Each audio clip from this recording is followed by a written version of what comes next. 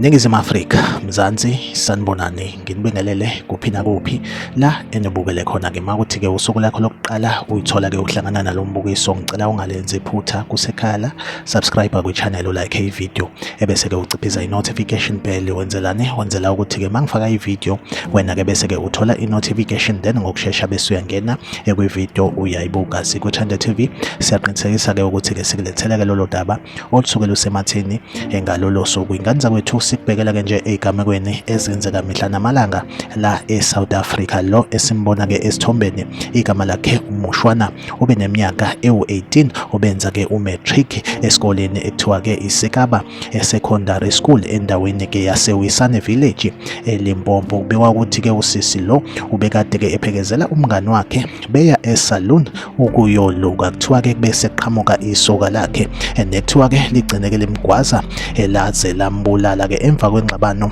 okungazeki namanje ukuthi-ke idalwe yini-ke. Isoka lakhe ilona leli engilifakile esithombeni-ke, igama lalo uMatome Masiya. Lesigameko senzeke laphaya endaweni-ke yaseWisane Village eLimpopo. Namhlanje-ke usuku lwesikhumbuzo, i-memorial service yakhe uMushwana, obe neminyaka ewu-18, obefunda-ke eSekaba Secondary School. Like i-video, subscribe kwi-channel, uphinde ucommente kwi-comment section ungitshela ukuthi kuthini ukuphawula kwakho ngalolu daba. Ku-Thando TV ngizohlezi ngikhona ngulethela-ke esematheni usuku nosuku. Asihlangabezane kwi-video elandelayo.